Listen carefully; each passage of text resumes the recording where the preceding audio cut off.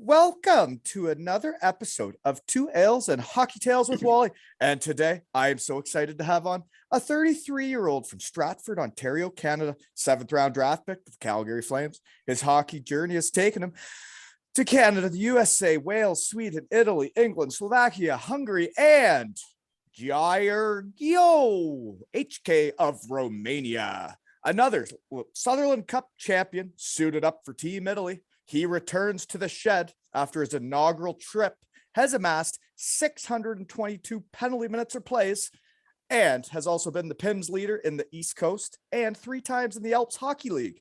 And he is currently running amok in the Romanian League, beating people up, and has 6 goals in 6 games played. And he returns to the shed exactly 100 episodes later. Welcome back to the shed, Devin DiDiomete. Thanks for having me on, Wally. I wish I was leading a league in points or something like that, but I don't have the skill set you have, so I had to make do with my hands, and I had to make do with my hands in different ways. So that video I saw of you beating a poor fella up, that's in Romania then? Yeah, so it's I'm playing on a Romanian team, and we actually play in 2 leagues. So we play in the Hungarian Erste Liga, and we also play in a Romanian championship. So it's crazy. At the end of my career, I didn't think I'd be playing an 80-game schedule, but I also didn't think I'd be in Romania this year. So it's funny how things work sometimes. It is like that's the hockey player's life, right? Is you never know where you're going to end up each season. But usually I get into how we know each other. Okay, we'll get into all that where you're at soon here. But yeah, it was 100 episodes ago we met, eh? Yeah, it seems like not that long ago, to be honest. And I've been listening to more podcasts, since I've been on, and you're doing a great job. You just keep getting better and better. Oh, well, thanks. But, I just like doing it. Honestly, it's my passion. This is, I don't know. I get like my heart still flutters. It's been 100 episodes later, and I'm just as excited today as I was last time. Yeah, I know that's probably a good thing. I said to one of the younger guys the other day, I still get butterflies the odd time for a game, and I think that means that you still should be playing, or you still have that excitement or the love for your game in your heart. So it's definitely a good thing that you're doing something you love. That's for sure. That's what it's all about. And yeah, I remember the butterflies, especially like near the end. You didn't get them as often, right? But when it's a big game, or it's a big rival, or there's something really on the line, you still get it, right? Yeah, big time. We just played our rival, and it was a sold out arena.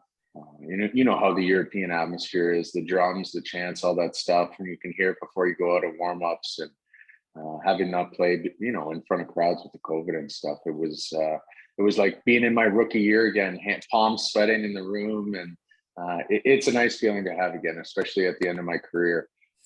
So you guys have fans. I'm on the back line. You have fans. We do have fans. Yep. So when I first came here, they had no fans, and then it went up to 50% fans, and I think it's at full capacity now.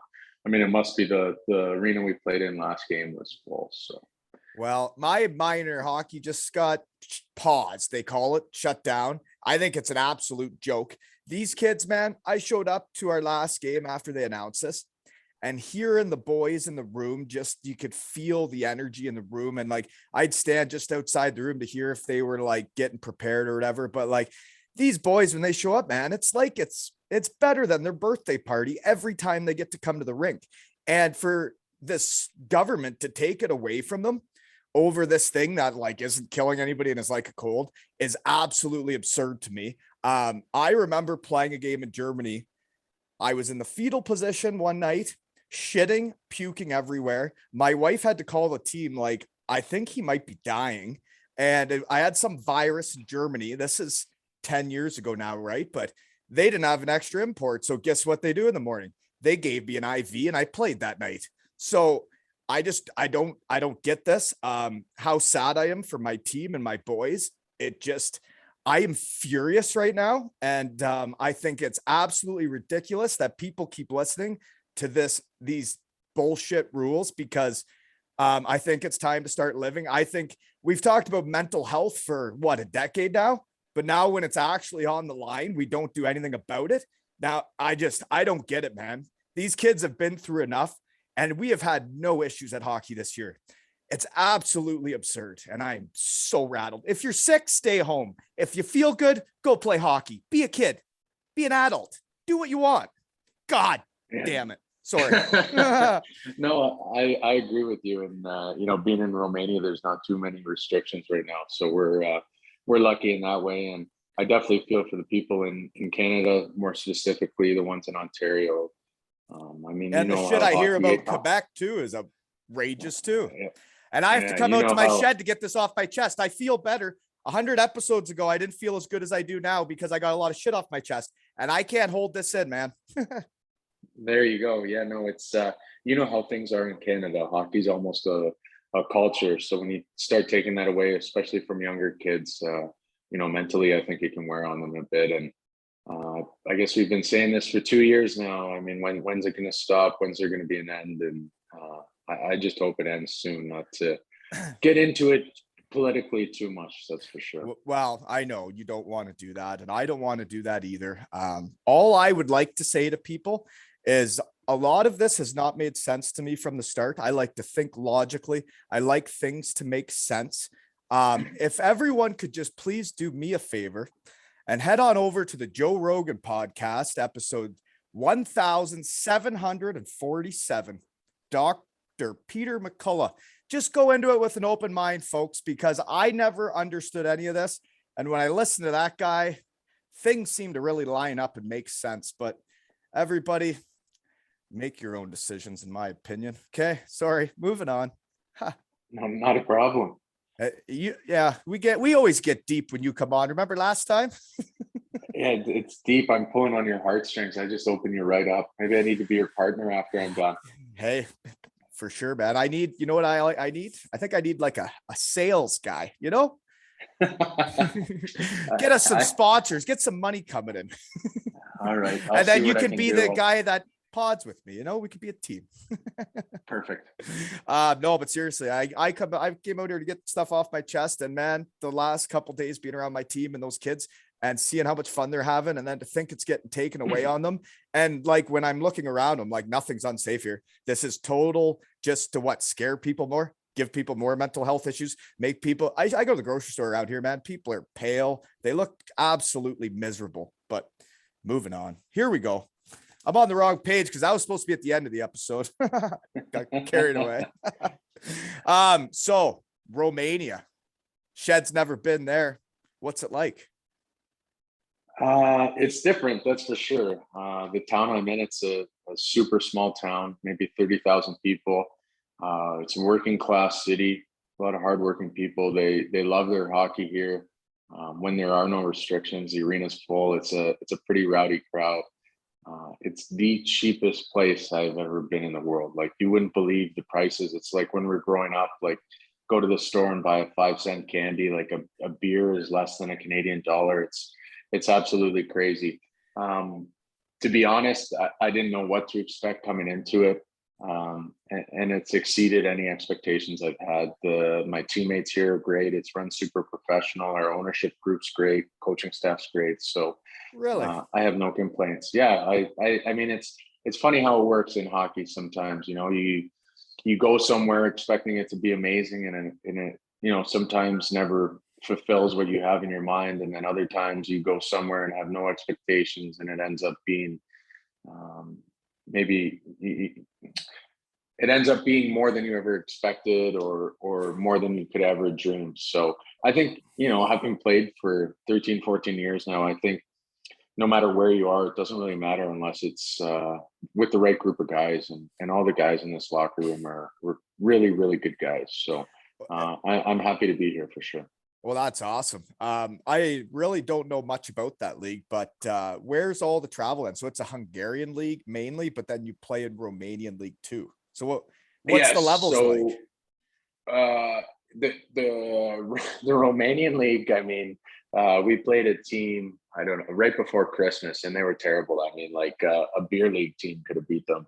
Like, they're losing games like 21-0, stuff like that. But then there's two other Romanian teams that play in the Erste League, and then I would say another three teams in the Romanian league that are competitive, and you can lose if you don't play well. So, like there's a team in Bucharest. They have 6 imports that are all KHL guys, and yeah, it's you know, like it's again, it's something you would never expect. I mean, going to Romania, you got 6 imports on another team that have all played in the KHL. Like it's definitely something you wouldn't expect. And even the imports in Chikserda and Brashov, a lot of old Russian guys and stuff like that. Actually, Benny O'Connor just signed in Chikserda. I'm sure you're familiar with that name. So he's he's in a former Romania Potter. too. Yeah, he's been to the Yeah, Shed.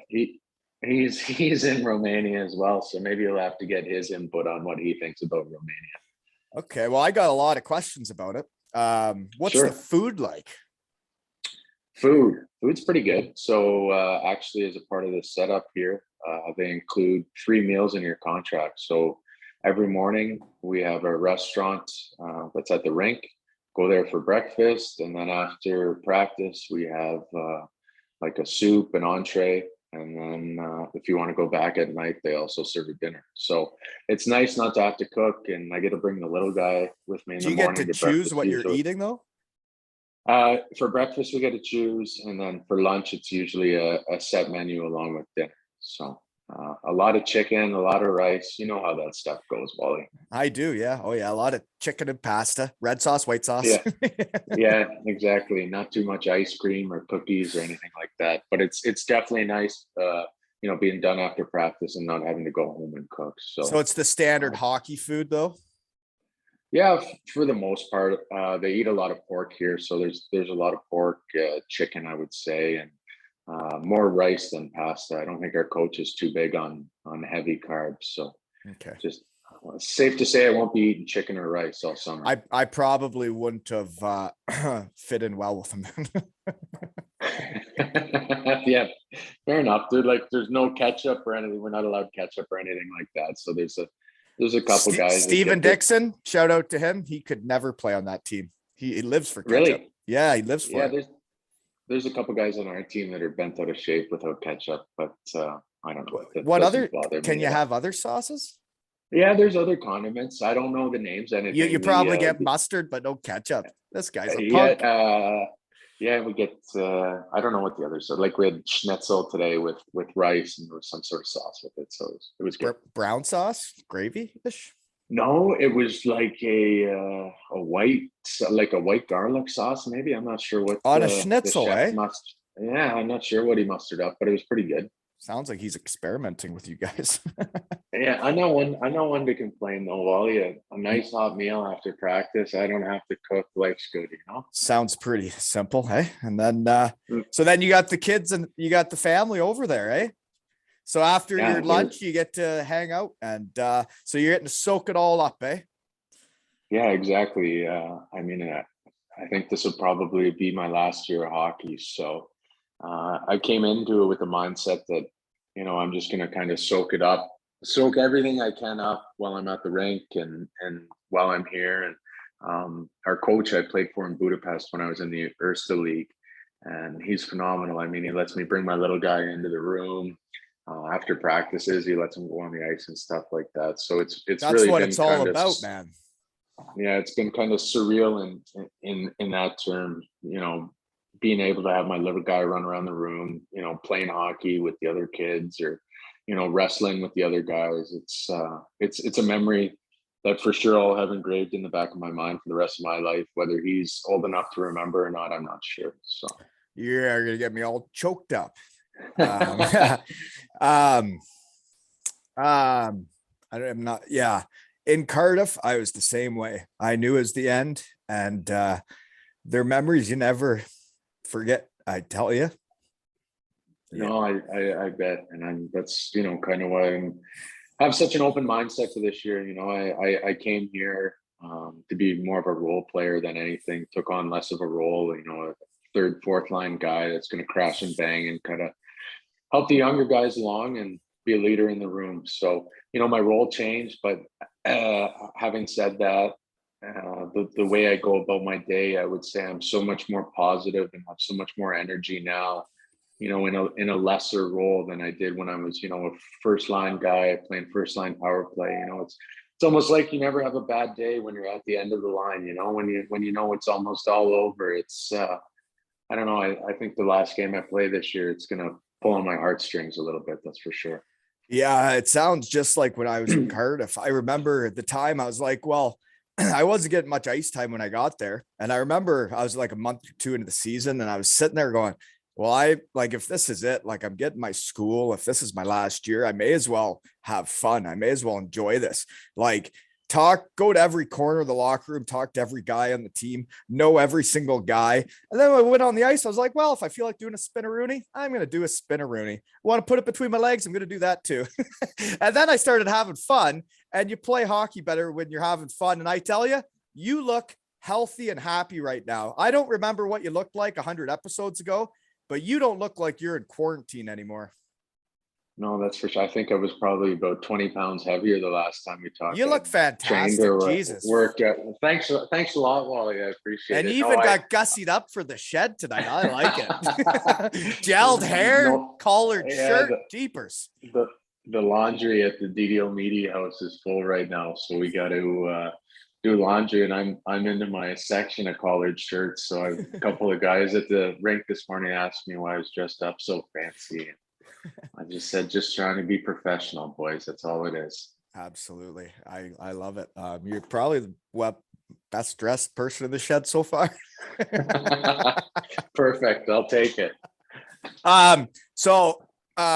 Yeah, having the kids at the end while you're still a hockey player, like the way the Cardiff fans treated my son was incredible. And that's why they'll always have a special spot in my heart, right? Is because of the kids and like taking them in the room after a game. I remember when Colby be dishing out the beers to the whole team. He even did a pregame speech to the Cardiff Devils, and it's shit I'll never forget, Yeah, no, that's definitely stuff that's whether your son remembers it or not in years to come, it's stuff that's kind of etched in the back of your brain and it'll always be there. And it doesn't mean that I don't want to win or I have a different outlook on the outcomes of games. I just think I see the whole profession of the game in a different manner now that it's kind of done. When you're 20, you're so hungry, your eyes are on one thing, and when you get older, now I come home to two kids, and I'm not thinking about hockey when I come home. It's my family and my family first. So that part of it's definitely changed, and I came here with the hopes of winning a championship. I mean, we're a really good team, so I told the coach here, if we win a championship, my gear's going to stay here and I'll retire a happy man. No, that would be incredible. So you guys are good then. If you're on the third, fourth line, you guys got to be good, eh? Yeah, we're pretty deep actually. So the league plays with 6 imports. The coach I had called me and said a couple of our skilled guys are getting roughed up a little bit. We need a little bit of meat and potatoes. Would you be willing to come here as a 7th import? Kind of when you're in the lineup, you're going to be a third, fourth line grind guy, and take care of the skilled guys. And I said, yeah, as long as you can promise me you got a chance to win a championship, that's all I really want at this point in my career. And he said, we definitely have the guys to do it. It's just having the guys buy into a system and buy into the winning ways. And what's the nationality of this coach? Coach is Hungarian. He's actually an assistant coach on the Hungarian national team. He's a brilliant hockey mind. He puts so much effort into, with video and systems and just thinking of the game. For example, today we're at breakfast and he's watching pregame skates in the NHL just to, he's just so in tune with the game, and I've had a number of coaches that kind of never stay in touch with the game and they're 5 years back or still teaching things that when we grew up they were teaching, and the game's ever evolving. And I think if you don't stay caught up with the game, caught up with the personnel, caught up with the way you need to treat people, you're going to be left behind just with anything else in life. If you have a job and you keep doing it the same way your whole life, you're never going to get better. You're never going to do a better job. So he's definitely a great coach that puts the same sort of effort in we do every day, which goes a long way. Yeah, for sure. Yeah, it's what you put into something, right, is what you get out of it. And it sounds like he's putting in the work to win a championship. And that's what it's all about at the end of the day. Like, you got to do it back in junior with the Culletons, right? But you haven't got to do it since? No, I made it to the OHL finals when I was in the OHL, and in pro in the American League. I think 2 years in a row we finished first, and I know the 1 year we got swept in the first round, and second year we did lost in the first or second round. So I've been on a number of good teams, but never won a championship. So I'm really hoping it happens this year. Trying to get the younger guys to buy in. You know what I mean? And you know how it is in Europe. Everyone wants their points. Everyone wants goals, wants assists, because that's how you get paid. But I'm trying to tell these younger guys, you're on a team with a lot of money, with ownership. Wants the best for the players.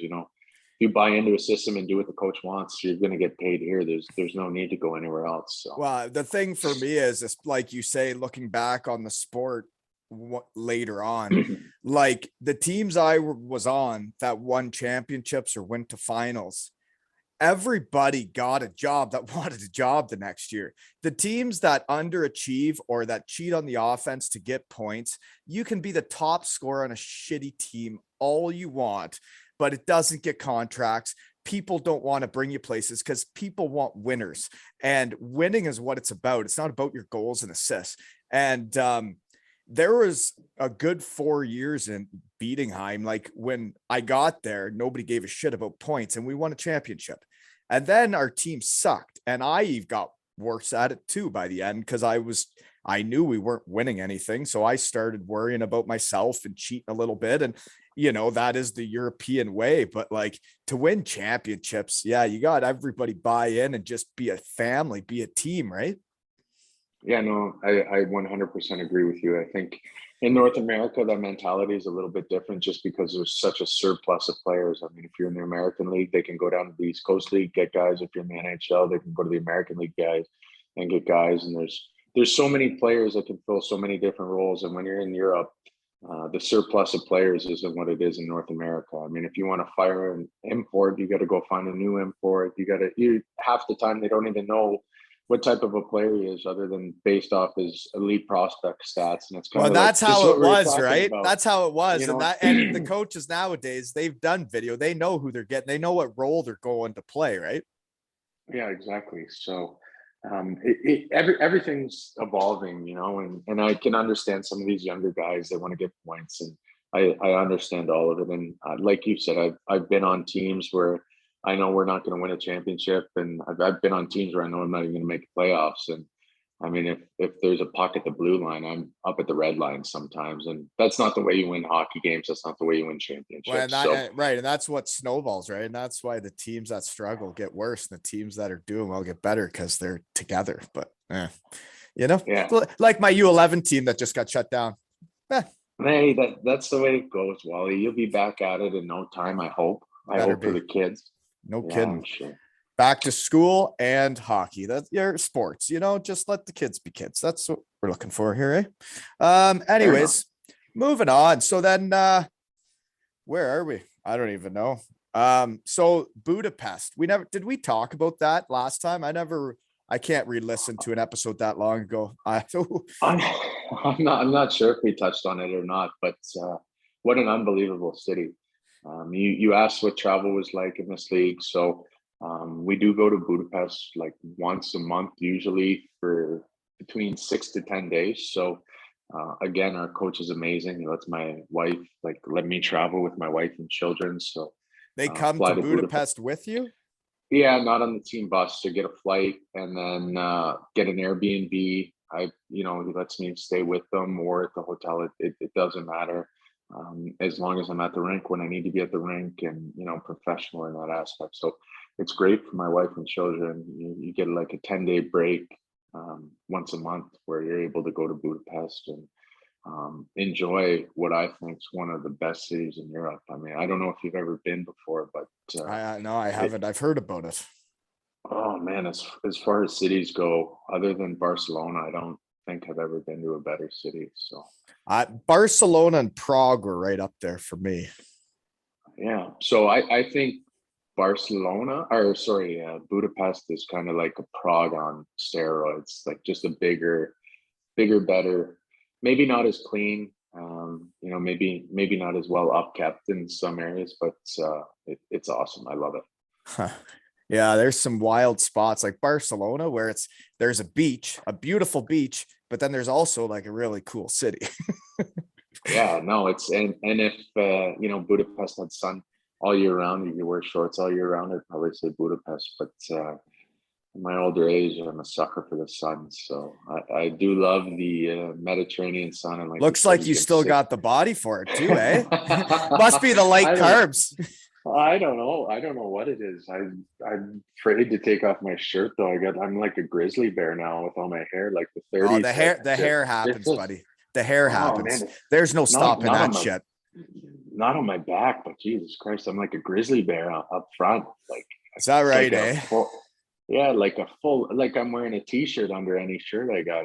I don't know what the approach is though. If I shave it, I'm afraid to come back even thicker. I've never had those issues. My chest and whatnot's pretty okay. It's the ears and noses I'm having issues with. Yeah, I'm not there yet, and I don't have the angel wings on my back, so I'm okay there too. Yeah, no, it's things get hairier. There's no doubt about it. But I'm losing it on the top of my head and then gaining it everywhere else. I don't know if that's the way it's supposed doesn't look like it. You got product in your hair, everything. You like Jesus. You look like you have lost 20 or 30 pounds. You look jacked with gelled hair. It's like I don't know what you're trying to do here. You're trying to take Lee Salter's throne. There we go. Okay. Anyways, do you ever play against Lee Salters or fight him? I did actually. Growing up in Stratford, I used to work out in London. With like Brandon Pross, Corey Surbrett, Corey Perry, those guys, Drew Doughty, and Lee Salters was from London. So he was in the workout group I was in. So I played against him. I think he was in Guelph Storm. I think he was there. I played against him in junior. Yeah. And I might have played against him in the American League, but I'm not sure. But my God, when that guy took off his shirt, it was like a fucking monument. Well, it's absurd. But so you were around him at a young age. You should see him nowadays. Like he's not even growing hair in the wrong places. No, when like we were working out in, I don't know, so we were 16, 17, 18. I mean, he had muscles. I didn't even know where you could have muscles. Like I was hoping he went through like an awkward stage at that time in his life before he became so good looking. Jeez, really? No. He had it the whole time. So I don't know why I wasn't part of that workout group. I would have fit right in. And it was perfect. 30-kilometer bike rides, and it was pretty intense, that's for sure. Jeepers. Yeah. Did a jog around the neighborhood a few times. Yeah, and that's about where I'm at right now too. So well, in Elmira there weren't too many gyms back in the day, so just kind of did it on my own, folks. Fair enough. Yeah, I didn't have a trainer, I don't think, until I guess it would have been my 6th year pro. Really? Nothing when you're one year Dennis Weidman worked me out while he was working out. But obviously I didn't pay him. So I never paid for a trainer until I was going to Denmark after Germany asked me to kindly leave. Fair enough. Well, yeah, I mean, I think in the OHL, well, I know in the OHL, I don't know if they still do it, but in your contract, you could get summer workouts paid for by the team. So really, that's like when I first got into it, when I was 16 or 17, and the team would pay for my trainer. Pretty eye-opening experience, that's for sure. Did you do working out people before? What do you know what's going to be next for you? Any idea? I don't know, to be honest with you, Ollie. That's $1 million question. It was for me too. I got a couple of rental properties back home, and I like the real estate game, whether it's flipping houses or, maybe getting my real estate license or mortgage broker's license, or maybe even buying something bigger and kind of expanding that way. So I've made some connections with, people in companies that are pretty high up. That's I think if I called them and was serious about getting a job, or seriously wanted to be a part of the company, that they'd have me with open arms. So That's good. Yeah. it's, I mean, you know how it is. We played hockey for so long, and it's all you've ever done. It's kind of hard to imagine what you're going to do for the rest of your life. And not only that, but do something that you love or have passion about, like you had hockey. I mean, I don't want to go to work and just sit in a cubicle and go through the motions for the next 20 years of my life. That's not how I live. So whatever it is I do, I definitely want to be passionate about it. I want to do something that I love. I want to be able to enjoy life. Exactly. Yeah. Getting up in the morning and just wanting to give her full tilt every day. Kind of like how bad I want to be out in the shed. Yeah, there you go. See, maybe I need to get into the podcast game. I don't know. Hey man, if anybody wants to get into the podcast game, I'll come on your pod any day, because it's helped me tremendously. And I'll support anybody that wants to get into this, because it's changed my life drastically. Like I get up at 5 a.m. to talk to people completely sober for no reason, just to talk hockey about their lives, because I love this shit. I care about how you're doing, and I want to know how you're doing. And I'm interested in Romania. I'm interested in what the plans are, because I've been through a lot of it, and I know the anxiety getting out of the sport. You're in a better spot. You got a couple rentals and everything, but like, man, there's some players that get out that are just like, what in the hell do I do now? Yeah, no, I can imagine. I've played with some of those guys, and financially, I don't have to worry about finding something I need to do right away, which I think makes it a little easier. But like I said, it's all about finding something that you're passionate about. And I know I don't want to coach, or I don't want to do anything hockey related. I want something new, something that I can have the same passion that I had with hockey. And yeah, and it's finding whatever that is, man. I had a goal of what I wanted to do, and then I found a great company, been great to me. And the start was a grind, right? I was a fourth liner and I had to work my way up. And then eventually you get to a spot where, like now I'm running a team, and it's like something I can have passion about, because I enjoy the people side of it, like how to get the best out of people, how to make them work harder, how to do a better job, because the better job my team does, the better I look. And that's what I have a passion for. Same as coaching my little guys, the better they play, the better I look.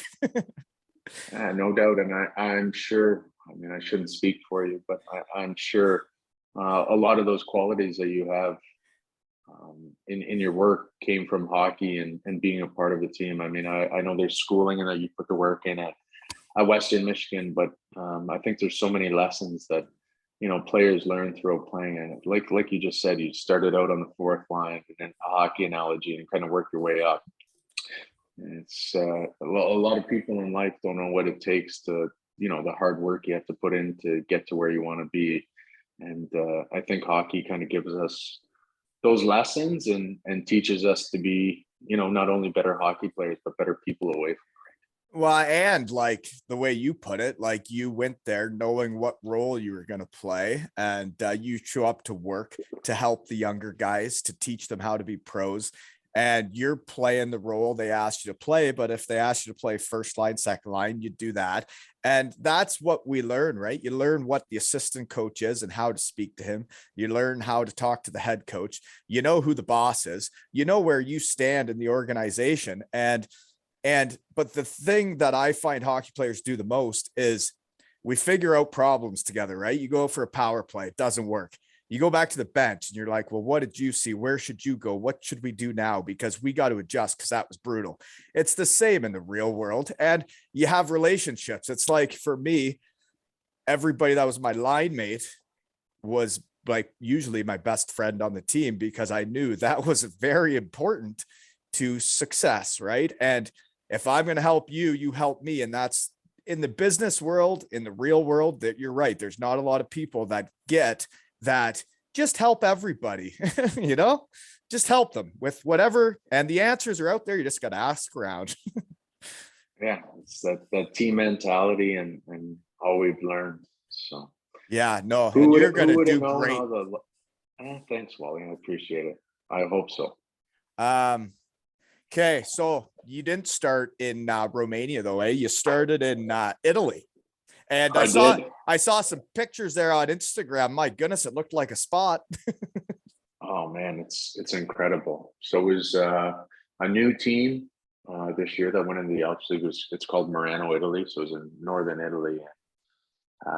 Yeah, unbelievable. I mean, you like you said, you saw pictures. It's what most people I imagine when they think of Italy is, beautiful Alps, and unbelievable food, unbelievable wine.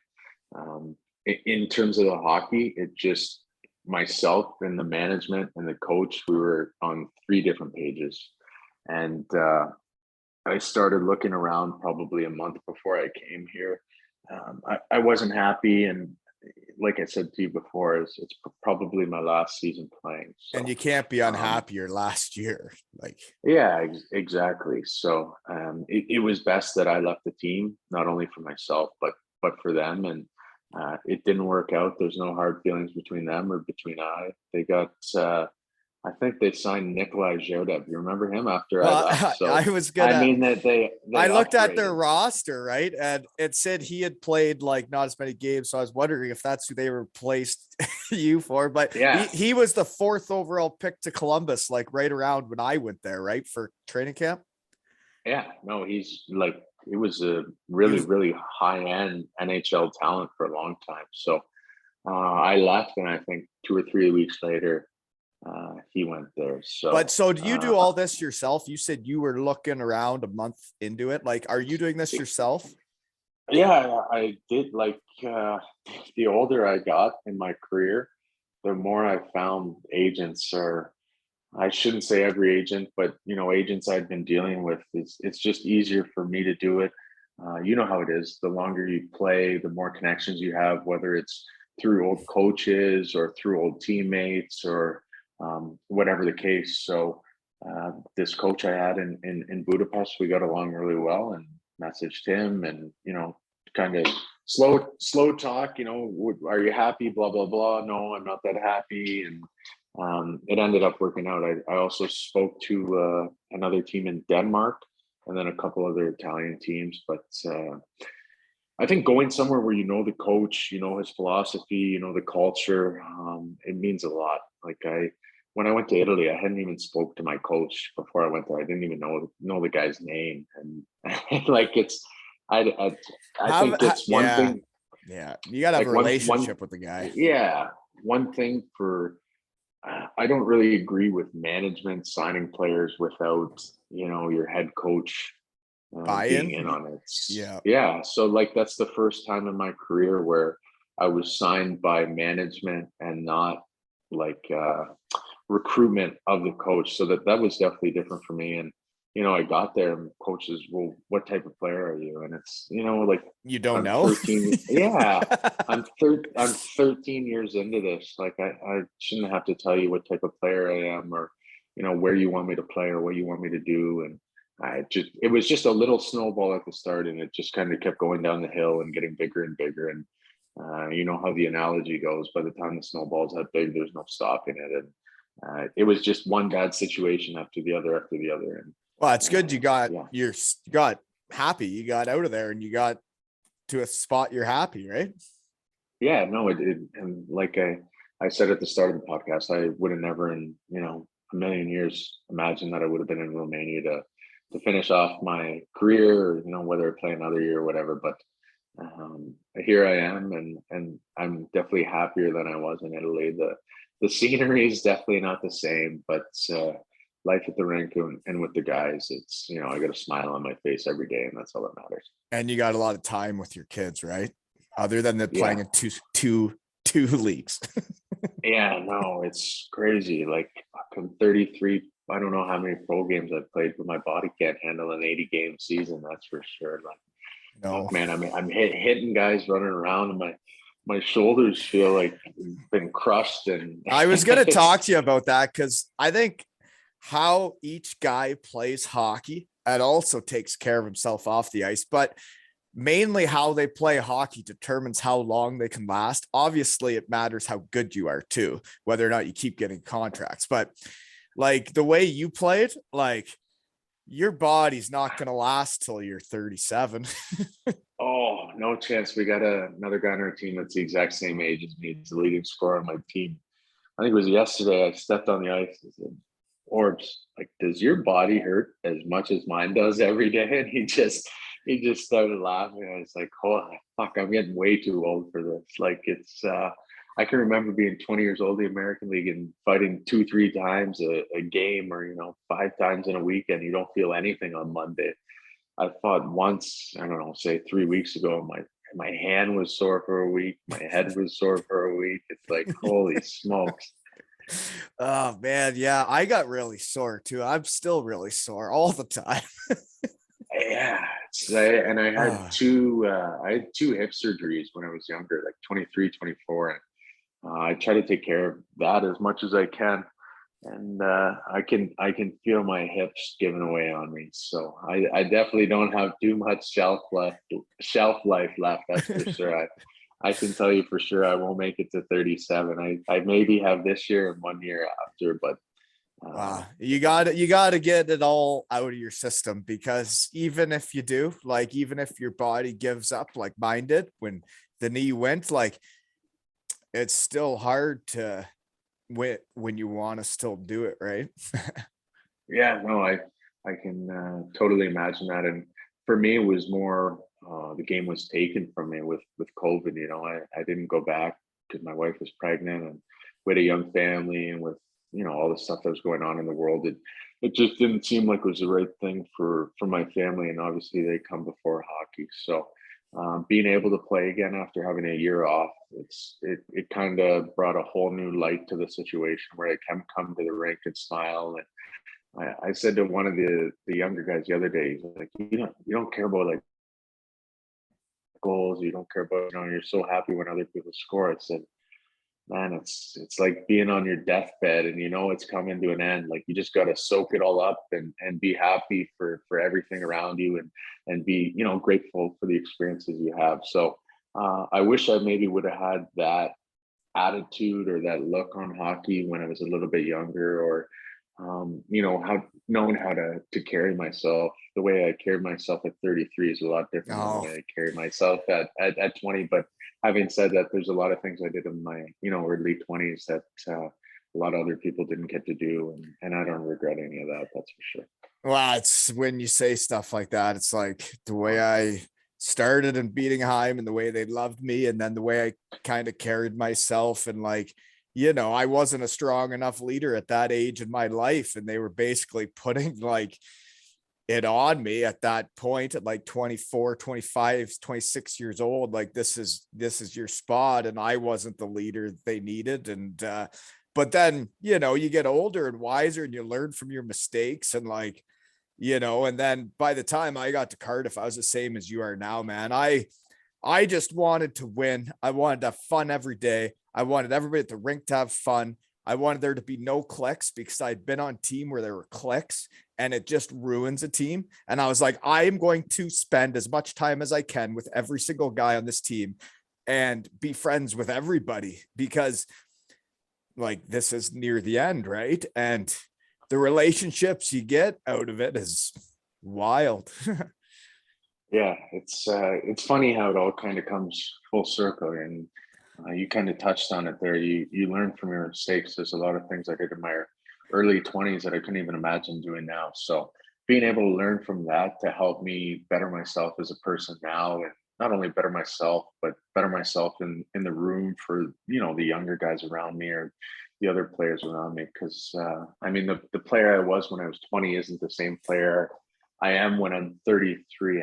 I mean, it doesn't take a rocket scientist to to figure that out. So I think being able to lead or being able to bring a dimension to the team in a different way, everything comes full circle. You got to be there's able older to guys. adjust. You got to be able to Yeah, adjust to where you are in the organization. And it's the same in the real world. You got to be able to adjust to what's being asked of you, what needs to get done. And it's like, if you need to help with the young guys, if you need to bring the guys together, like you just, but yeah, you grow up. It's the same as like becoming your own agent, right? I did the same thing. I was like, I'm so yeah, sick of sitting around. I got a kid and one on the way, and I'm not hearing anything from you. And I'm a full grown ass man. I'm going to go do this myself. yeah. That's kind And of how I've even. I went to Cardiff. I was signed in Cardiff like a week later. And I was like, Yeah, okay, you're crazy. fired. Yeah, I kind of waited on an agent this year. He's like, "Oh, there's not much out there. You're older. You hadn't played last year. Blah blah blah." I was like, "Yeah, I understand that. Like, don't get me wrong."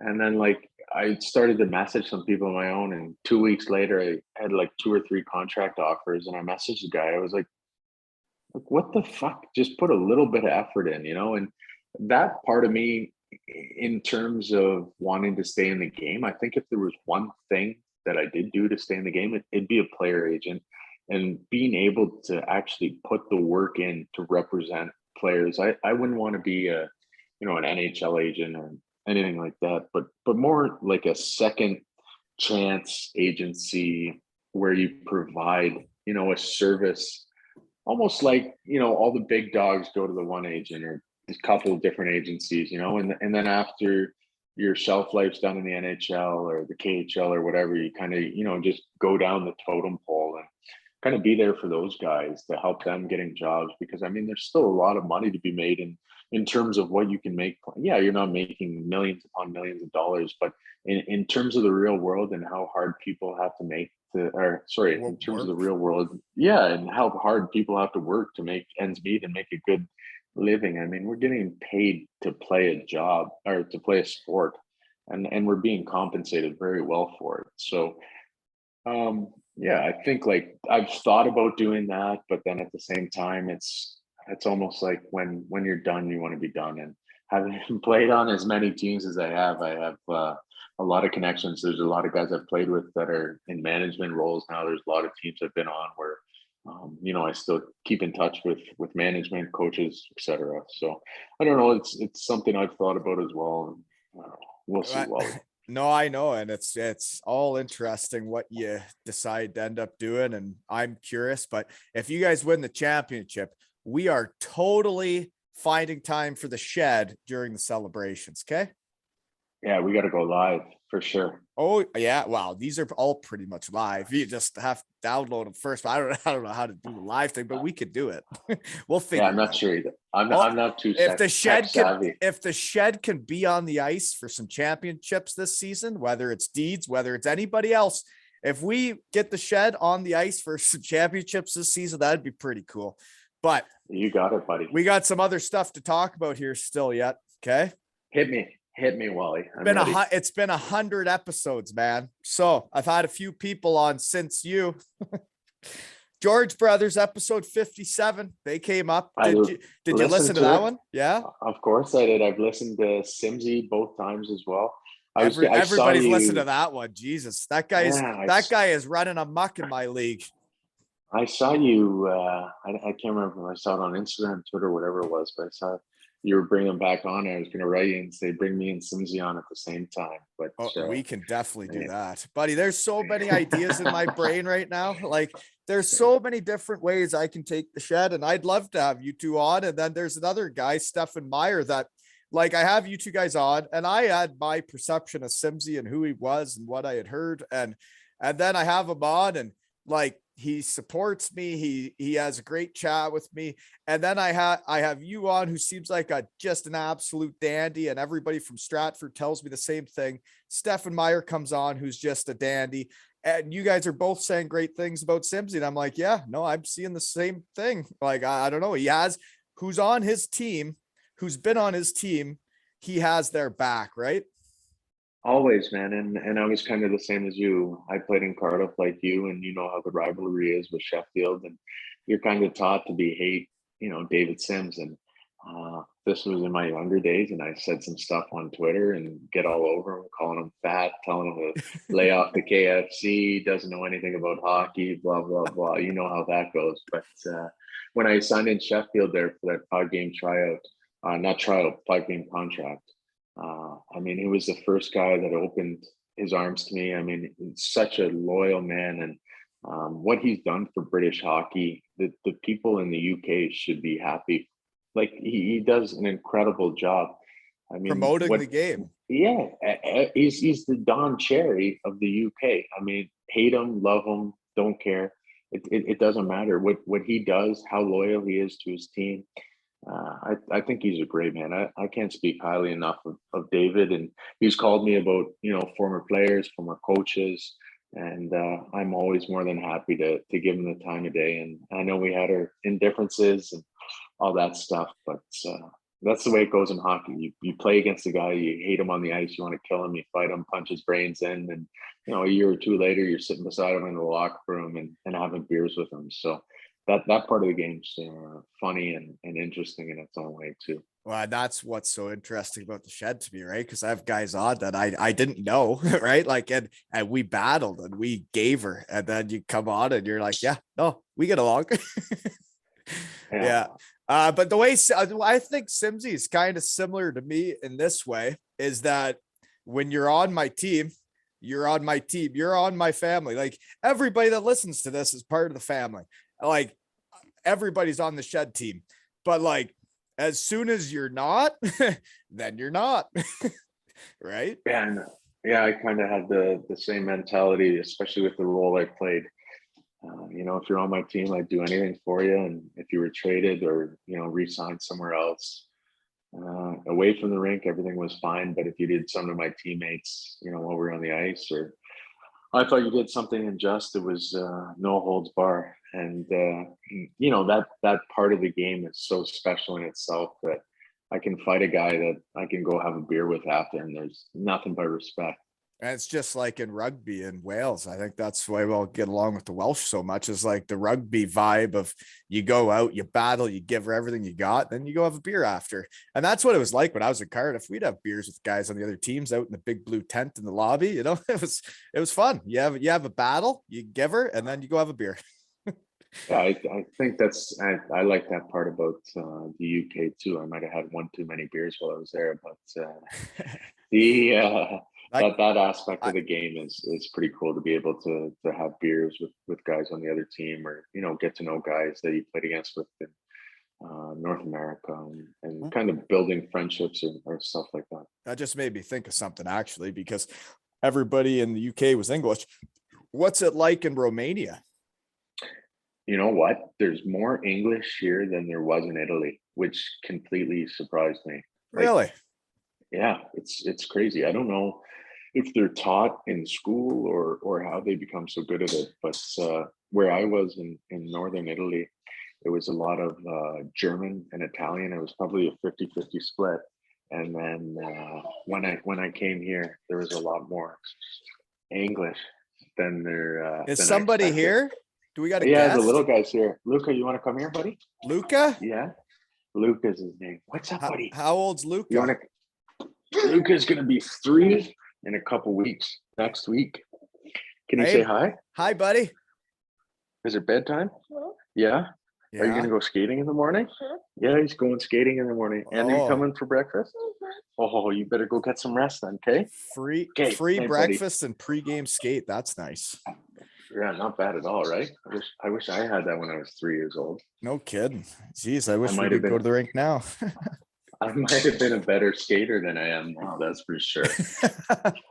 Oh man, no, Colby was just starting to skate when I was in Cardiff, and then I hurt my knee and I couldn't really take him on the ice. So but man, cherish these days, eh? Yeah, no, for sure. I'm trying to do that as much as I can. And there's there's days where, he gets on my nerves. He's a crazy little bugger, both of them. But I'm so grateful for both of them and love them to pieces. That's for sure. It sure changes you, doesn't it? Yeah, it's anytime any of my buddies have friends now, they ask me, what's it like to be a father, or how's it feeling, and I say the same thing every time. There's no words that can describe the feeling you feel, the amount of love and everything you show them. It simply can't be put into words, and it's a pretty special feeling. Definitely the more important or more special than anything I've done in my hockey career. I mean, there's been things that are cool, getting drafted, getting signed to NHL contracts, but in terms of life and a bigger picture, being a parent, it's by far the best thing that's happening in my life. Yeah. And that is also, speaking of cherishing it, when life gives you lemons, you got to make lemonade and all that banana land stuff. But I'm having on my son and two of my guys tomorrow from my under 11 Concurrent Canucks. We're doing a podcast with Jack Moak and Evan McGilvray, my D-man, my power forward, and my son.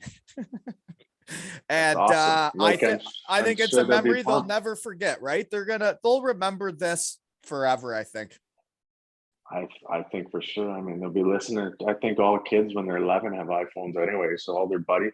It'll probably be your most downloaded episode, Wally, with all this social media. I actually, when we won our first tournament, I had my son and our goalie on after the big W, and to be honest, it has outperformed some NHL players, some Swiss A players, some yeah, the fans are into it. And you know what? That's part of my hockey family. They're part of my Shed family. Yeah. Like those kids, man, I'm gonna miss them the next couple of weeks. So we're doing a podcast. There you go. It's perfect. Yeah, that's tomorrow, folks. But anyways, the other guy that we've podded with that was your roommate was Batchy. He's all grown up now, eh? Gosh, Batch, married? Is he married yet? I don't know. I saw. I know he's definitely engaged. You could say pretty well. Yeah, no, he's a great guy too. I don't keep in touch with him as much as I used to. I got a busier life than I used to have. I can't just sit on my phone anymore. But anytime I talk to him, I'm usually smiling on my screen or laughing to myself, thinking about the times we had in Cardiff. It was myself, him, and Biz all in one house. And it was, some days we could have had our own reality TV show. So I can definitely sit back and chuckle at some of those stories. Oh God, there's a lot of hockey guys that could have reality TV shows, I think. Yeah. So sure. Do you take the kids on the ice after wins in Romania? Yep, we do. But even after practice, there's like the ice isn't rented out all day. So usually after practice, I can take the little guy out with me and take half my upper gear off, and there's some I don't know, like instruments, I guess, that help the kid skate, and he hops on one of those, and I bend over and can't move my back for a half hour, but it's all worth it. So the way that he I mean, when he first got the low back gets sore. Oh man, it's like when you're walking around the mall with your wife for a day, you get that low back pain, and then now I'm getting it for different reasons. It's but I mean, I wouldn't change it for anything, that's for sure. Oh, definitely not. No, it sounds awesome. So when you're in Italy, did you get to ski?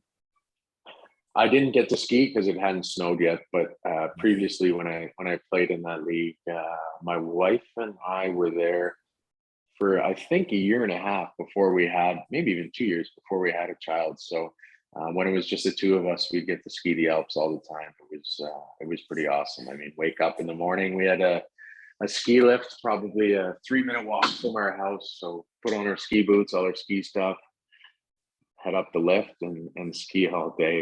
It was incredible. It was like I was on a full long year vacation. I'm kind of with the whole COVID thing, it seems like you've already had a year where like you see kind of what retirement was like, but you weren't working yet. So that's good. But like, man, it sounds like you've got to live. You've got to do a lot of cool shit. Yeah, I've definitely been fortunate where this game's taken me.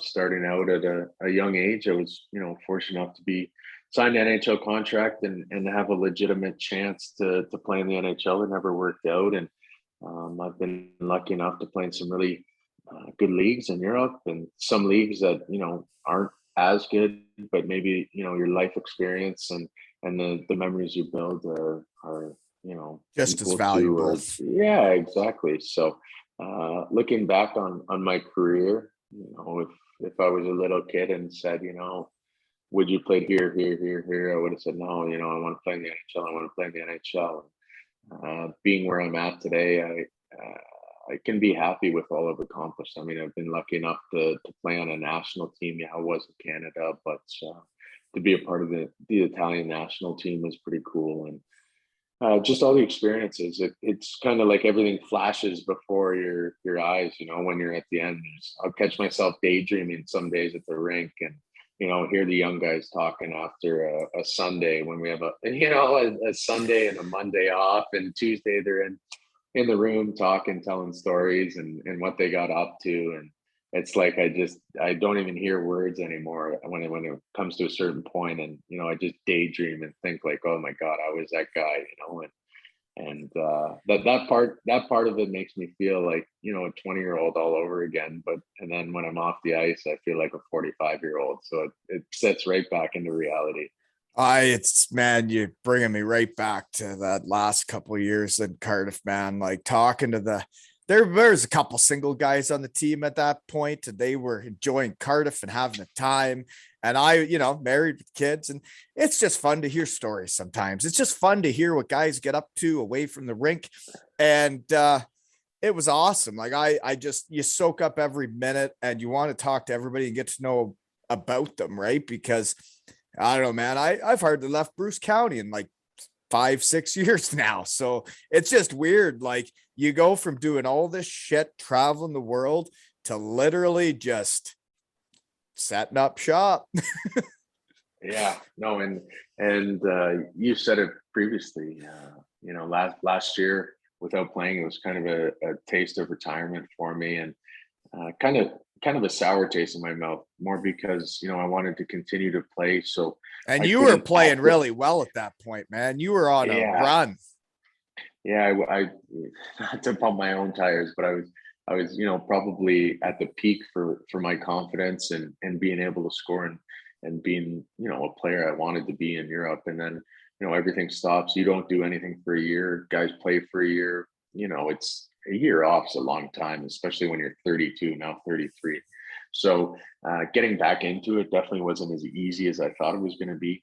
But the part where you think, okay, this is the end, but in your mind you still want to play, and you still know you can play.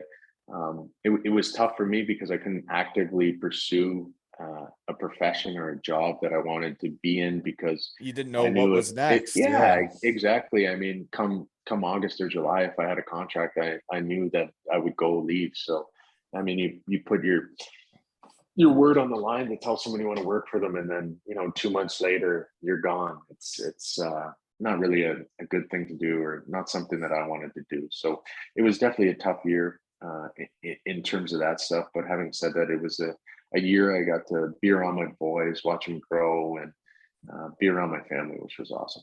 Yeah. And you're right. And like, it's been tough for everybody, but like for myself, I've spent so much time with my kids compared to, I was in the office Monday to Friday and they were at school, and I was getting kids dropped off to me in the parking lot, racing to this arena or that arena. Like life is very different now. And I have got to see my kids grow up and be right there with them. But they do need other kids. And that's my stance on that.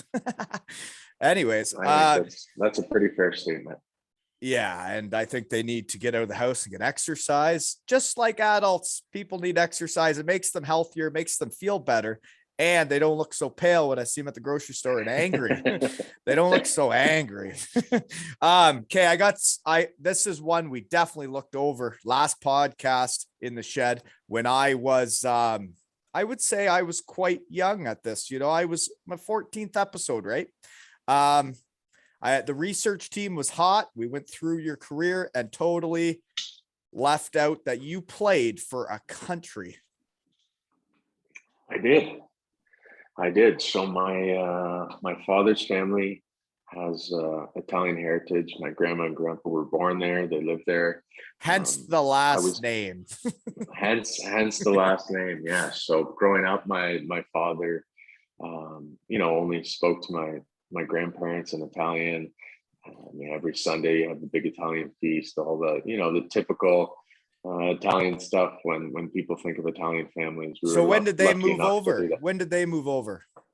Oh, they moved over when my father's sister was, I don't know, say 4 years ago. So I don't even, like 40, 50 years ago. So they were just kids, they moved over and then they kept speaking Italian in the house? Yeah, exactly. So both my grandparents, like anytime we had, my friends would come over for the big feast sometimes, and my grandma would ask them a question. They wouldn't have a clue what she was saying. It was such a thick accent, but God bless her, she could cook. I've never met a woman that could cook like her, and that part of the Italian heritage was super cool, and to be able to get my passport because of them, and be able to represent a nation. It's a pretty surreal feeling to think that, out of a whole nation, you're, the top 20 player at the time you played. It's a pretty cool feeling, and pretty cool to be able to compete against other nations, top players. I never played a world championship or anything like that, but it would have been cool to play against, like Stamkos, Ovechkin, the big name guys, but it is what it is. No, yeah, it's the British guys are getting to do that now. But so who did you play against? You played a few games. Yeah, I played in a tournament, and we played Hungary. Actually, that's the reason I came to Hungary in the first place. We had a tournament here, and my parents were over at the time, and my wife was like 6 or 7 months pregnant. And they said to her, like, do you want to go to Budapest? And yeah, sure, why not? And she came here, and same thing. They got an Airbnb or a hotel. I can't remember what it was. And we had a pretty jammed schedule, so I didn't spend much time with them. And after the tournament, my wife said to me, like, if you ever get a chance to play in Budapest, we got to come here. The city's incredible. So I was lucky enough to end up doing that the next year. But we played, I think, Kazakhstan, South Korea, Hungary. I don't know who else. I played a couple other games. So that's remember. Cool. No, man, it would have been really fun. Like, jeepers. I never got to do anything like that. That's neat. Okay, here we go. Because this is near the end of your career and the shed visit. Favorite season of hockey you've ever had? Man, I would say my first year pro in Hartford. And again, it comes down to the group of guys we had. That's what it's all about. Many, yeah. That's who you see every day. Yeah, so many good guys, and it was so much different than it is now. It's kind of like that old boy culture where, after practice we went to the bar or the restaurant, had beers. Everyone did their thing, and in the morning everyone was there. Everyone was working their bag off. It was kind of a whole different mentality, but the mentality we had was, work hard when you're at the rink, and when you're not at the rink, enjoy yourself and live your life. And because of that, I was able to establish friendships I still have to this day. And I can tell you for a fact, they don't make them like they used to. I mean, guys, when I came in, when I was a 20-year-old, guys who were 30, 35, like, I took some of the things they taught me, or, some of the things they were doing. And now guys that come in at 20, I mean, they'll hop on a bus and they got a backpack full of protein shakes and all this and all that. And then they put their headphones on right away and just listen to whatever or do whatever. Yeah. And play with their phone, and nobody's talking, nobody's hanging out, nobody's playing cards. I can just picture. No. Yeah, no, that you nailed it right there. Just head down on the phone, and they're showing me things on the phone. Like, sometimes I'm like, how do you do this? And it's like, oh my God, you don't know how to do that? I was like, yeah, I'm not tech savvy. I didn't grow up on this shit, like Yeah. it's a little bit different for sure. But the game's evolved so much, and the way the game is played from my first year pro to the way it's played now, it's almost like being a part of two different careers. I mean, if the game's so fast and so skilled now, and the way it was played compared to how it's played now, it's like, fuck, I don't know if a rookie and pro could play in the American League the way it was when we played. You know what I mean? Like, he used to be the fucking jungle, man. Like, he It used to be was scary. so scary, dude. I was so scared playing in the AHL. I could hardly go on the ice without shatting myself. Yeah, it was nuts. Like, actually, it was. I was on the fourth line like I was in the jungle. Yeah, me too, man. I was there for 5 years. I had that fourth Yeah, line you were left actually wing. fighting people. I was just out there with the fighters going, please don't fight me. Don't Yeah, even run into me. you were probably in the safest spot, because if you got hit, it would kill the guy who you got hit by. But No, yeah, I it was was on the just, fourth line. Nobody cared. yeah, fair enough. Yeah, Fair no. enough. Yeah, no. AHL was a strange time in my life, not one I really talk about much. It was strange at 19 games. Yeah, but I think, type of player you are, I think you probably would have had a lot more success at the American League level now than you did, a decade ago, just because I think the game's so much more skill orientated now than it was 15 years ago. It's totally different. But to be honest, I enjoyed I don't know. When I come in the shed and I have people on, there's certain age group, there's certain guys that can fall right in the pocket. And I know you can fall in the pocket, but I can have beers today. But like Riley Emerson, I fell in the pocket with that guy. Didn't know him very well, but we fell right in the pocket. Then you have the younger guys on that, like, I don't really know. And you can see they're like texting people, they're doing things while you're talking to them. And you're like, you couldn't fall in the pocket with me right now. You don't know Yeah, how. no, You don't know it's where the pocket is.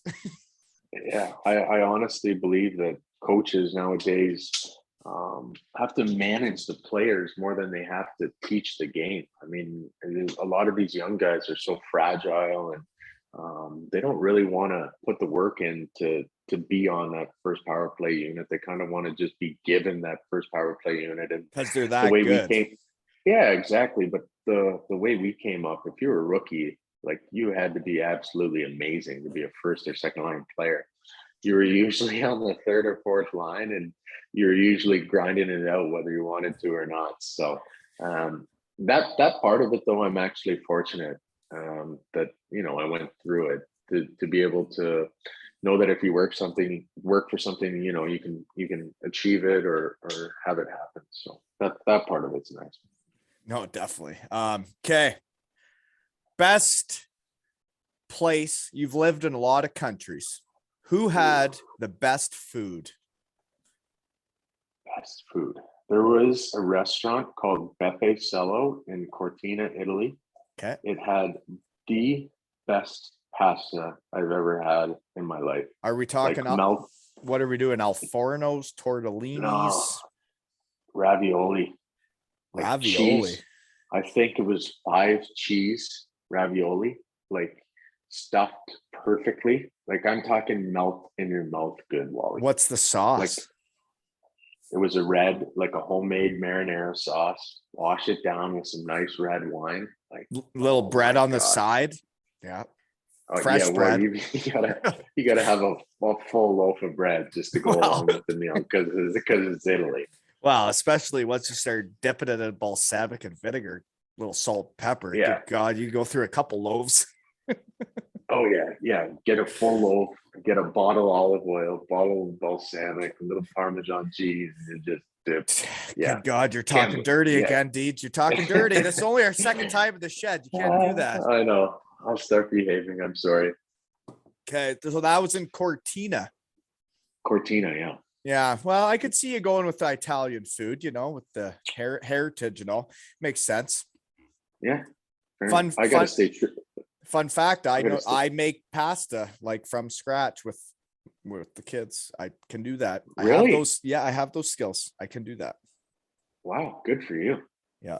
But yeah, That actually, is impressive. once I've done it, my daughter asks me to do it all the time. I'm like, geez, it's quite the mess. Like it takes some Like, do you time. have the Pass. spinner for the pasta and everything? Yeah, I Yeah. used to watch my There's grandma do it all the time. I there's don't like think I could do it though.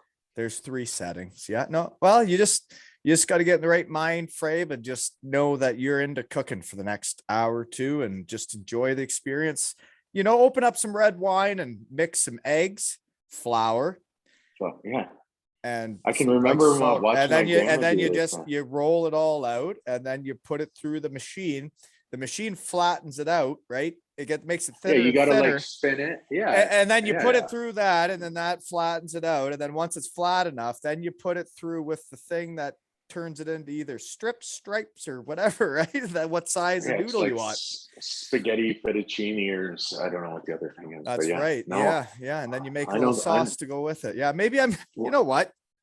What's I've your been sauce, locked down. Wally? You know what? I've been locked down. Fuck it. I'm making pasta. What's your sauce? You go marinara, Alfredo. What do you little vodka sauce? Maybe. What's your go-to? You want my go-to? It would have been Go-to. in Beatingham. My restaurant was oh jeepers. Not Luigi's was downtown. It's the other one on the end of town. Gosh darn, I'm gonna have to ask my wife. But tortellini rose. They had a little tight tortellini, little in between the white and red sauce, little rose. My good word. Yeah, sounds good. Yeah. I could get on board with that. That's for sure. Well, they definitely knew me by name after 4 years in Beatingham. We were definitely part of the family. Who would have thought the Italian restaurant was Luigi too? Eh? It doesn't get any more stereotypical than that. But that's the wrong one. That Luigi's was downtown, and they were doing some wonderful stuff. They had a Parmesan ball. Okay, they had this stand with a big thing of Parmesan cheese. Yeah, yeah. Do you know what I mean? When they cook the spaghetti, and then they go through the Parmesan and it just coats it all, and you just get this big Parmesan. Oh, good Lord. Why are we talking about this? And you're just hoping there's no weigh in the next day because you just ate about 5 pounds worth of Parmesan cheese. You know what? I weighed in every day with no regrets. And then eventually Germany asked me to kindly leave. With no regrets. And I said, that's fine. I'm out of here. Hitting Chippy Lane in Cardiff. Yeah, that's another good spot too. Oh, now late night, that might be my favorite place. You can ask the George brothers. I used to abuse that place late I night. could imagine. What'd you order? I'd go a battered sausage. What's that? Like a sausage that's in a beer batter. And then I'd get the fries with what's that sauce they put on the fries? It's like the special fry. Oh man, I don't even know it now. But there's ketchup, mayonnaise. No. It's like you're not talking about what Denmark's putting on hot dogs. The remoulade, No. I don't know what it is. This is gonna piss me off too. But I used to dummy that after a night of drinking, and it'd be gone in about 3 minutes. Yeah, that sounds a battered sausage. You never had a battered sausage when you were there? I don't think so. Come on. I would know. I would definitely know if I have. I've never even heard of it. I don't even know what that is. Like you know what like you ever have a pogo growing up? Yeah. Yeah, I know what that is. I know what you're thinking, but I've never had one on Chippy Lane. Oh God, yeah. So a pogo I dip in mustard. What are you doing? I'm just rolling it around in whatever this sauce was on whatever was on the fries. No, it was almost like a poutine, but it wasn't a poutine. Like same kind of feel as a poutine, but not a poutine. And it used to just soak in there, game over. Yeah. Oh, and then it's straight to bed after Chippy Lane. See you tomorrow. Wake up in the shirt you wore and see everything you ate the night before. Gosh, that's the way. Yeah. I never got to do it that often. I had little kids, right? I just heard about it all. I'm just a story. I just talk about it because I would go daytime because I'm a sicko. I'd go eat that battered sausage midday. I don't even care. I don't care what people think of me. I'd kind of I'd be on the exact same program now. All right. We better keep going here because I got a couple more questions. Worst you ever got beat up? Worst I ever got beat up. Oh man, I got beat up in junior pretty bad. My first year in the OHL, I was in and out of the lineup to start the year. I was a pretty Young high guy, draft pick, like yeah, second or third round. I can't remember what it was, but but anyway. you're not that big Uh, yet because you're just a kid. no, yeah, just a kid, and I went in the coach's office and said, like I'm in and out of the lineup. Prototypical talk, like what do you want me to do? Blah blah blah. And he said, "Well, do something that no one else is doing on the fourth line." And at the time, we had two guys that weren't fighting on the fourth line, and I said, "Okay, whatever. Here goes nothing." And I started the fight, and I did all right first couple times because I was fighting, the other underagers in the league or guys that were 1 year older than me. And then I think I got a little overconfident. I can't even remember the guy's name, and he just beat the living piss out of me. I remember we went to Owen Sound the next day, and my grandparents came to the game, and they're like, "Oh my god, what happened to you?" Like, I had two black eyes, stitches, my lips were bigger than they already were, my nose was like a balloon. I was like, oh, Jesus. And then after I mean, my first year fighting in the OHL, I got beat up a lot just because you had no clue what you're doing. And one of the younger guys here asked me, like, how'd you get good at fighting? And I said, well, I got beat up for a year straight and kind of, realized what works and what doesn't work. And yeah, so it's Same like with anything. anything, right? Same with anything. Yeah, You get better at it as you do it, right? And you just keep working at it. yeah. So I can't even remember the guy's name, but boy, did he beat the piss out of me. Yeah. I was just curious. Okay. Who did you beat up the worst? Or do you remember it? Like, do you remember? I remember a time in junior B with the Elmira Shirkings, Rodney Baum, and we get into a line brawl. And I'm fighting for my life. But then I hear him hitting some poor kid beside me, and I could hear the kid almost like squeal. And I was like, oh, never been beat up like that before. Oh man, I don't. I've had like a couple knockouts or where, after the fight, You the feel, guy's do you, been, what, when yeah, he's like laying there, do you then what that, like, how does that make, when it leads you I, just want to have a fight, right? And then when you see them actually yeah, get but knocked out, what do you feel good or I don't bad? know. I never felt guilt, to be honest, because I knew, That's what you um, signed up for. Yeah. yeah, I mean, when you drop the glove, I mean, one lucky punch and anyone can go down, right? So, I never felt guilt if I beat someone up or if I broke a bone or made them bloody or whatever, because I knew that if I was on the other end of it, more than likely they weren't going to feel any shame. So, in terms of one person I beat up the worst, I can't remember an exact one. There was actually, before I left Morano this year, I ended up fighting a goalie on one of the teams, and he headbutted me. We'd scored, and he was yelling at one of our players, and I was like, "Get the fuck out of here!" Like, whatever, small talk. He turned around, headbutted me. I embellished a little bit, dropped down, and when I get up, he was, punching a guy back behind the net, and kind of weaseled my way in there, grabbed him and said, "Hey, you want to do this?" He said, "Yeah." And then A I goalie beat fought him. you. Yeah, and I beat him up. Like, it was like a punch where that you Yeah. really hurt him, and he had to go to the doctor for some serious repairs. I think I broke his one of the guy, our manager, told me I broke his orbital bone, so I got him pretty good. Well, it sounded like that punk deserved it. And like, you get scored on, don't be such a little punk, just deal with it. And if you want to chirp somebody, then right. Yeah, like the points aren't coming like they used to. Let me just embrace it, get my assist or goal, and move on with it. Wow, it's like when goalies start I know what you mean. I would have done the same thing if I had the tools to do it. That's my first and only goalie fight. I can remember being in the do you know Andrew Peters? He's from around where you are. I know the name. Yeah, anyway, he was like always a tough goalie, and I can always remember asking him to fight in the American League. I don't know why. I always wanted to fight a goalie, and then I just forgot about it forever. And this ended up happening kind of spur of the moment, and it was like kind of like a thing you just check off the checklist. Oh shoot. It's almost the end of the episode and I haven't even said anything yet. I have a website now. 100 episodes later, I have a website. www.aleshockeytales.com, and I have a jersey up for raffle. The one of 20 in the world, 2 Ales and Hockey Tales hockey jerseys, and they're going to be ready early next week. So the 17 lucky folks that pre-ordered, you get them. Everybody else, they're only raffles from here on out. And they're on my website, and we got a raffle going now. So if you want a jersey, you're going to have to buy a ticket at the website, aleshockeytales.com. Almost forgot again. Gosh darn it. Now, do you do European shipping, Wally?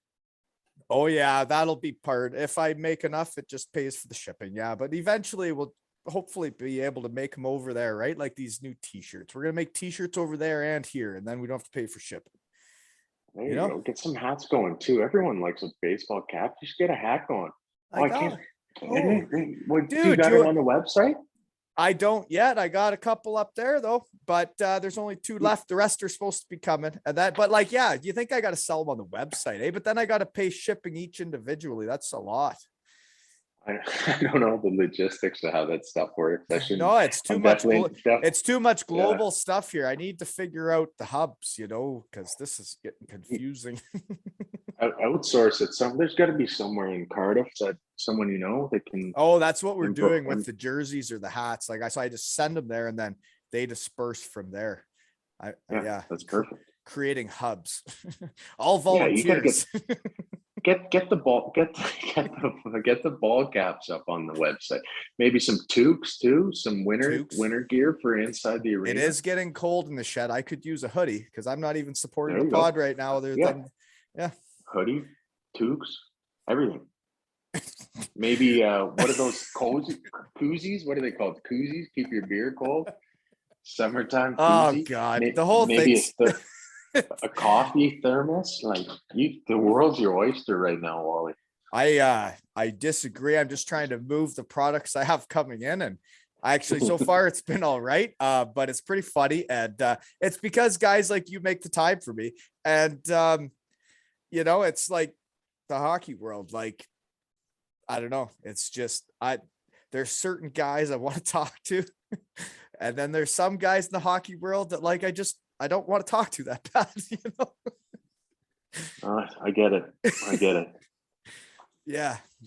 And there's some people that I just like, I don't know. I get excited to talk to you. I don't even really know you, but like you're in Romania, you're doing new shit. You're living life. There's a lot of people around here. Nobody's living life right now. And there's still people out there living, folks. Yeah, that part of it is definitely another one of those positives you can take out of being here to be able to have my children, wife, myself still have what's a deemed normal life now, where you don't have to walk around with a mask, you don't have to be a meter apart or whatever it is. You just played a game with sold out arena. Yeah, like it's pretty crazy when you think about that stuff. So I really hope by the time I get home things have opened up a little bit, not only for my sake but just for the sanity of not only the older people but the younger kids too. We're taking I would say that whole mental health thing, right? The whole mental health thing that people have been pushing for 10 years, we've really pushed that to the side on everybody, because there's a lot of countries, folks, and I am quite global here in the shed. You know what I've been thinking about this is we've been to Romania now, Poland to see Carl Hudson.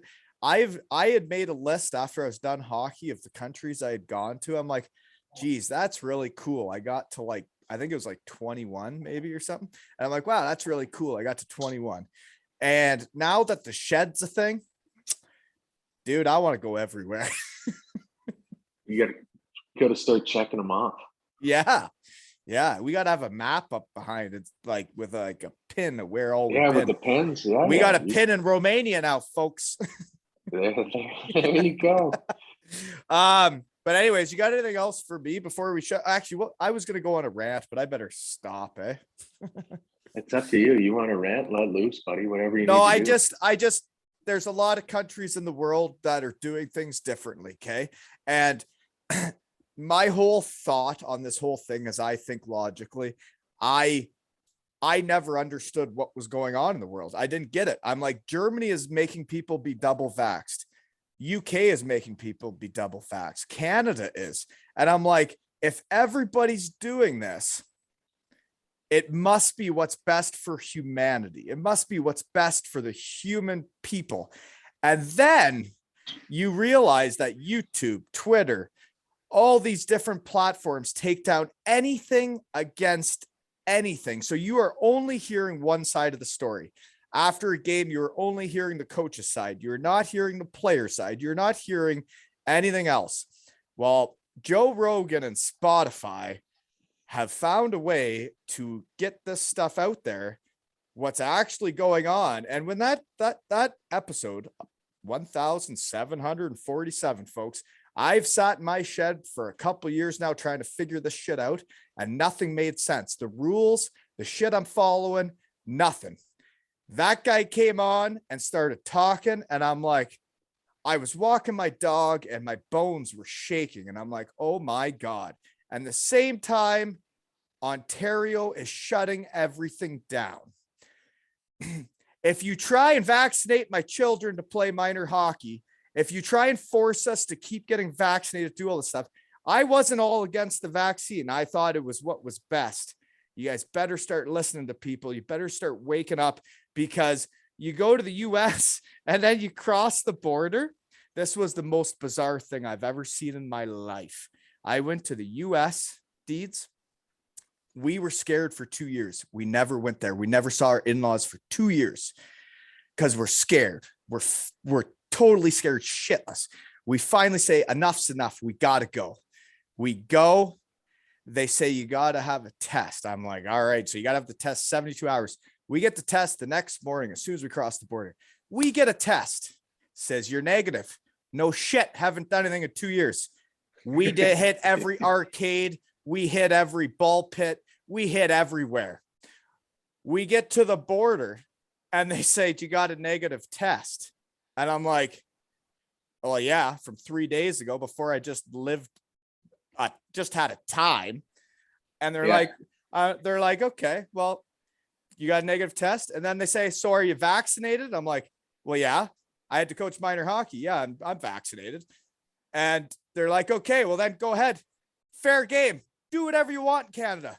I'm like, well, if this was a real problem, if this was actually all fucking real, I would have been testing at the border, not 3 days before I go to Dave and Buster's, before I go to some other cool place that all these kids are playing dodgeball with 30 kids.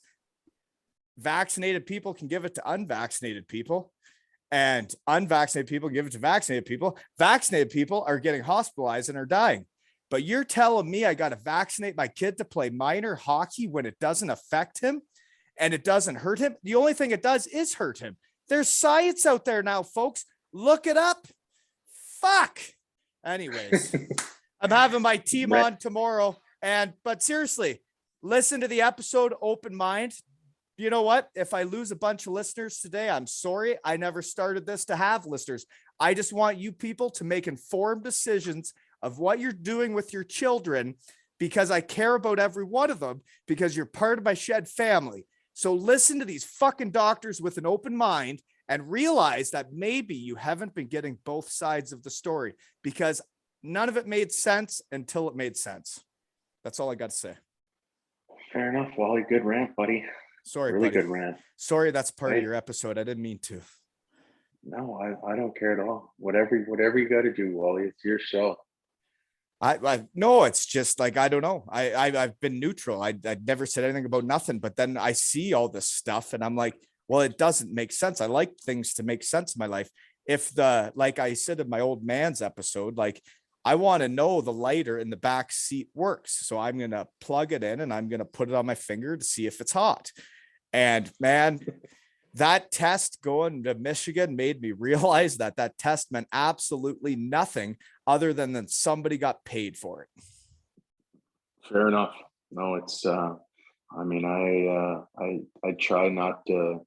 Yeah, don't get into it. You know what? It's my shed and I'll be the guy. If people stop listening to me because I said what I said, then you didn't listen to the episode with an open mind, or I'm an idiot, you're smart, whatever.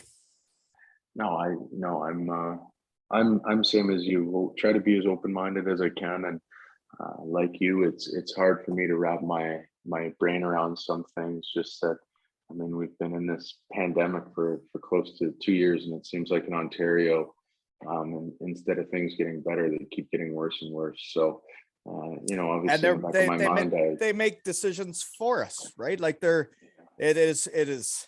I don't know, man. It's tough to not say too much right now, but anyways. yeah, for sure. There's businesses that have gone bankrupt. There's people that have lost homes, people that have lost jobs. It's there's a lot more to it than just a belief or a philosophy.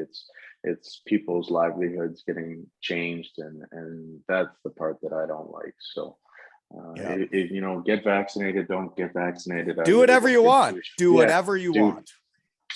Believe whatever you want. I don't care about any of that stuff, but I just hope for the betterment of our world and the people living in it, that we can get back to what was the old norm, and people can, go to the gym, go to hockey practice, be with their families, and, all this stuff that mentally stimulates your mind and makes you feel alive and makes you be a human. So in terms of all the other stuff and what's going on in the world, I don't pay much attention to it, but I don't wish for either. a day where there were, I don't either, where everything can be normal. Yeah.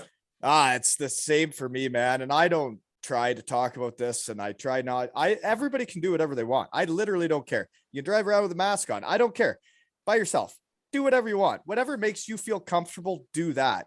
But let's maybe stop taking away like minor hockey from kids and school, and like them being kids, and maybe like adults being able to make money for their families and children to feed them. That's where I'm at. And I think that